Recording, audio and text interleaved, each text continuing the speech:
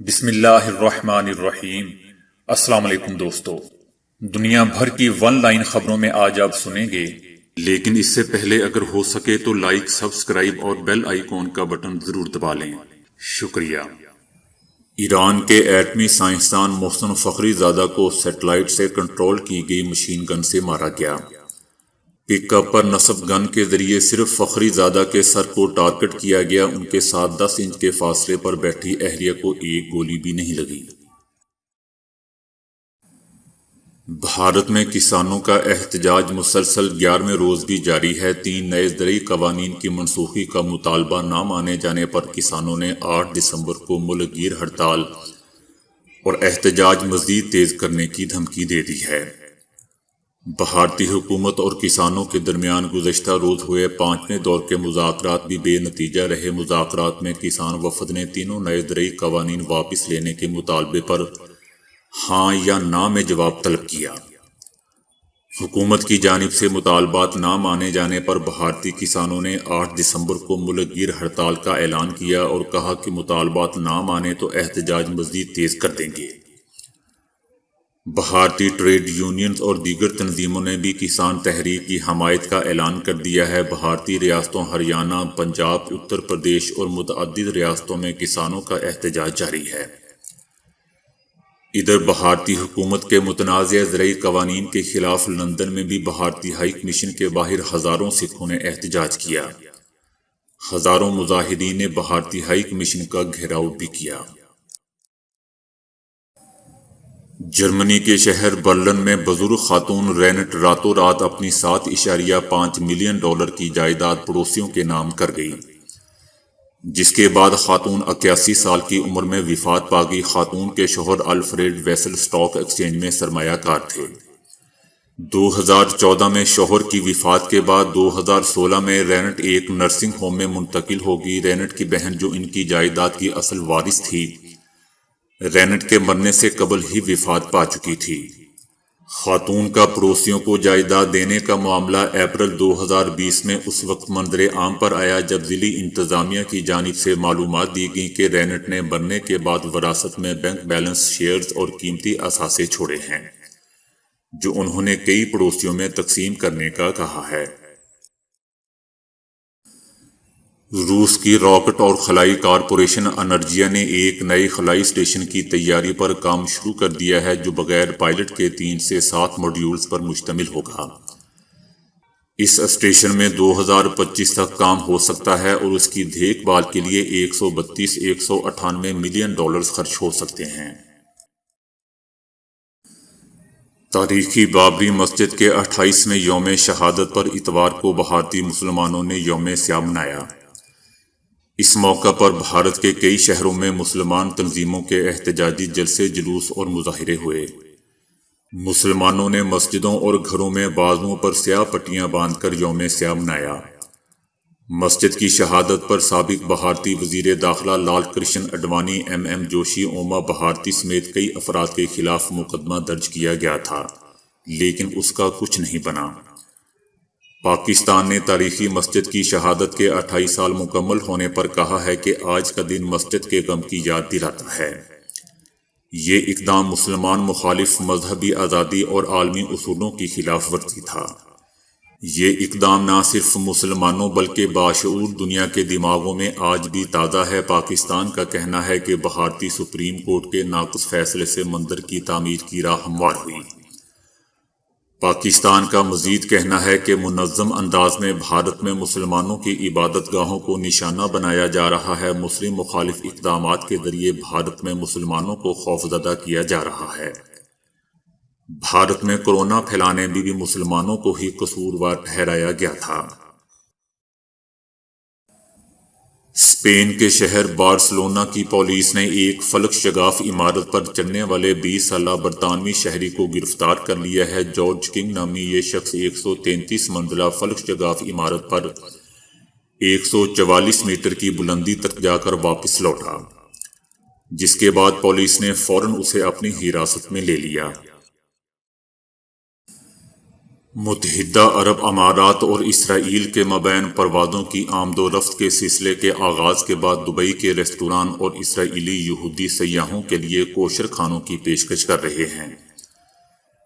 Dubai کے restaurant سن سے منسلک افراد یہودی سیاحوں کی بڑی تعداد پر نظر رکھے ہوئے ہے۔ اس تناظر میں دنیا کی بلند ترین عمارت برج خلیفہ کے سائے تلے ارمانی ہوٹل میں ایک یہودی رابی نے دبئی کے پہلے کوشر ریستوران کا آغاز کیا ہے۔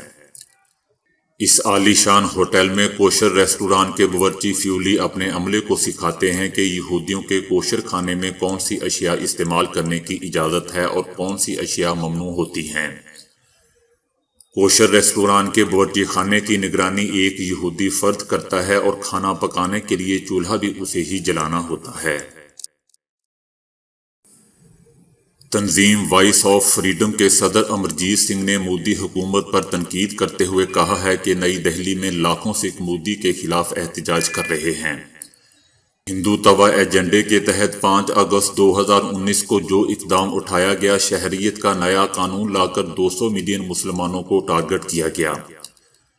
مودی کے اس عمل پر ہم نے پوری دنیا میں آواز بلند کی۔ اب اقوام متحدہ میں پاکستان ہماری آواز ہے۔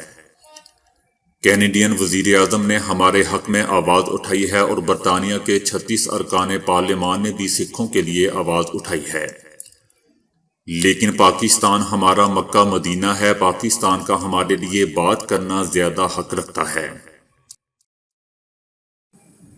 سعودی عرب نے امریکہ سے مطالبہ کیا ہے کہ پائیدار معاہدے کے لیے ایران کے ساتھ معاہدے کی بحالی سے قبل خلیجی ریاستوں سے بھی مشاورت کی جائے۔ اگر امریکہ کی نئی حکومت نے خلیجی ممالک سے مشاورت کے بغیر ایران سے معاہدہ کیا تو ایسا معاہدہ پائیدار اور مستحکم نہیں ہوگا۔ کوئی بھی کامیاب اور پائیدار معاہدہ صرف علاقائی شراکت داروں سے مشورہ کر کے ہی حاصل ہو سکتا ہے۔ ادھر سعودی عرب نے بحرین سیکیورٹی اجلاس میں اسرائیلی وزیر خارجہ کی موجودگی میں تل ابیب کو کڑی تنقید کا نشانہ بنایا ہے۔ اجلاس میں سعودی شہزادے ترکی الفیصل نے خبردار کیا کہ فلسطینیوں کو ان کی خود مختار ریاست حاصل کرنے میں مدد کے لیے کسی بھی معمول کے معاہدے کی ضرورت ہے۔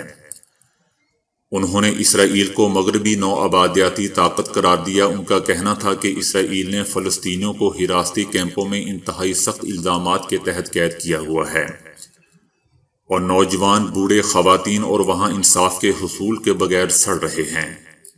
ان کا کہنا تھا کہ اسرائیل اپنی مرضی کے مطابق گھروں کو مسمار کر رہا ہے اور جس کو چاہے مار رہا ہے۔ عالمی ادارہ صحت نے اس امید کا اظہار کیا ہے کہ دنیا کورونا وبائی مرض پر قابو پا لے گی جیسا کہ ماضی میں ہوا تھا۔ عالمی ادارے نے کہا کہ دنیا کو ساری زندگی کو برقرار رکھنے والے سیارے کے لیے نظر انداز کو مسترد کرنا ہوگا اور اس وبائی امور کو ہوا دینے والے تفرقہ بازی کی سیاست سے بھی بچنا ہوگا۔ پاکستانی حکومت نے صوبائی حکومتوں کو سیاسی اور مذہبی جماعتوں کے مسلح ونگز کے خلاف مؤثر اقدامات کی ہدایت کر دی ہے۔ صوبوں کو جاری کردہ مراسلے میں کہا گیا ہے کہ مختلف سیاسی اور مذہبی جماعتوں نے اپنی ملیشیا بنا رکھی ہے جو مسلح اہلکاروں جیسی وردی اور رینکس لگاتے ہیں۔ ملیشیا بنانا آئین کے آرٹیکل 256 اور نیشنل ایکشن پلان کے 3 نقطے کی خلاف ورزی ہے۔ مراسلے میں مزید کہا گیا ہے کہ ایسی تنظیمیں غلط مثال قائم کر رہی ہیں۔ اس معاملے سے ملک کا دنیا میں منفی تاثر ابھرے گا۔ ان مسلح ونگز کے خلاف کارروائی نہ کی گئی تو سیکیورٹی صورتحال مزید خراب ہو سکتی ہے۔ تمام صوبائی حکومتیں فوری اس بات کا نوٹس لیں اور اس کی روک تھام کے لیے فوری اقدامات کریں۔ وفاقی حکومت اس معاملے میں ہر طرح کی مدد کے لیے تیار ہے۔ وزیر اعظم عمران خان کا کہنا ہے کہ کرپشن سے پیسہ بنانے کا نقصان معاشرے کو پہنچا۔ اس طرح ناجائز طریقے سے دولت کمانے والوں کو معاشرے کا تسلیم کرنا بدقسمتی ہے۔ کرپشن سے پیسہ بنانے والوں نے معاشرے اور ملک کو نقصان پہنچایا۔ کرپشن پورے معاشرے کے لیے ناسور ہے۔ ماضی میں کرپشن کے پیسے سے کئی لوگ انتخابات بھی جیتے۔ ناجائز طریقے سے دولت کمانے والوں کو معاشرے کا تسلیم کرنا بدقسمتی ہے۔ برطانوی کوہ پیما اور فوٹوگرافر نے اعلان کیا ہے کہ وہ اس ماہ کے آخر میں ایک نایاب مرض میں مبتلا بچے کے لیے کروڑوں روپے کی دوا کی خاطر ایک مہم چلائیں گے، اور اس کے لیے وہ 24 گھنٹے میں 9 مرتبہ برطانیہ کی سب سے بلند چوٹی پر 9 مرتبہ چڑھیں گے۔ اس چوٹی کا نام اسکیفل پیک ہے، جس کی بلندی 978 میٹر ہے۔ انہیں اپنے ساتھ 23 کلو وزنی کمر بیگ لے کر چوٹی کے آخری کنارے تک جانا ہوگا۔ اس مہم میں جو رقم جمع ہوگی اس سے ایک بچے کا علاج ممکن ہوگا جو ایک نایاب مرض کا شکار ہے۔ اس بچے کو ہاتھ پیر ہلانے، سانس لینے اور دیگر افعال میں دقت ہو رہی ہے۔ اس مرض کی ایک ہی دوا صرف امریکہ میں دستیاب ہے، جس کی قیمت $21 لاکھ یعنی 33 کروڑ روپے سے زائد ہے۔ انہیں موسمیاتی ماہرین نے کہا ہے کہ جس تاریخ کا انتخاب کیا گیا ہے وہ دن بہت ہی چھوٹا ہوگا۔ درجہ حرارت -11 ہوگا اور برف باری کا بھی امکان ہے۔ انہوں نے خود کے لیے 9 مرتبہ پہاڑ پر چڑھنے اور اترنے کا ہدف رکھا ہوا ہے، جو مجموعی طور پر دوستو ماؤنٹ ایورسٹ کے برابر ہے۔ بیمار بچے کے والدین نے ان کی اس جنونی کاوش کا بہت شکریہ ادا کیا ہے۔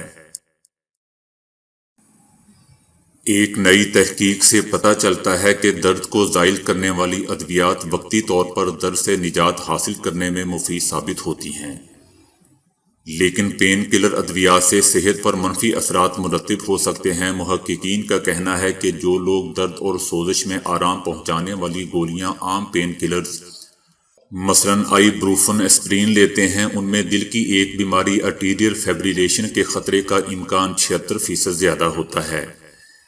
طبی ماہرین کا کہنا ہے کہ ایسے افراد جو 30 دنوں میں پین کلرز کا لگاتار استعمال کرتے ہیں اور اچانک دوا کا استعمال روک دیتے ہیں، وہ 84% زیادہ اس خطرے کا سامنا کر سکتے ہیں۔ میڈیکل سائنس کے مطابق پیراسیٹامول ادویات کو اس میں شامل نہیں کیا جاتا کیونکہ سوزش کے علاج میں یہ بہت حد تک مؤثر ثابت نہیں ہوتی۔ پیراسیٹامول زیادہ تر مرکزی اعصابی نظام انزائم کو آرام مہیا کرتی ہیں اور بنیادی طور پر صرف درد کا علاج کرتی ہے، جبکہ باقی جسم کے حصوں پر اس کا اثر کم ہوتا ہے۔ لیکن آئی بروفن اسپرین وغیرہ ان تمام پین کلر ادویات کو عام طور پر سر اور پٹھوں کے درد سمیت درد کی معمولی شکایات کم کرنے کے لیے استعمال کیا جاتا ہے، جبکہ لاکھوں افراد جوڑوں کے درد اور دیگر پرانی اور شدید تکالیف کے علاج کے طور پر ہر روز انہی پین کلرز پر انحصار کرتے ہیں۔ آرٹیریل فائبریلیشن کو ماہرین نے دل کی بیماریوں کی ایک نئی وبا قرار دیا ہے، جس سے دل کے جان لیوا دورے کا خطرہ 3 گنا اور فالج کے حملے کا خطرہ 4 گنا اضافہ ہو سکتا ہے۔ اس بیماری سے دل کی دھڑکن میں باقاعدگی پیدا ہوتی ہے، بار بار چکر آنے اور سانس لینے میں تنگی محسوس ہو سکتی ہے، یا پھر بعض اوقات دل کی باقاعدہ دھڑکن سے دل کی دھڑکن بند ہو جاتی ہے۔ دوستو، یہ تحقیق سائنسی رسالے BMJ میں شائع ہوئی ہے۔ تو دوستو، آج کے لیے اتنا ہی۔ ویڈیو کو لائک اور شیئر کرنے کا بہت بہت شکریہ۔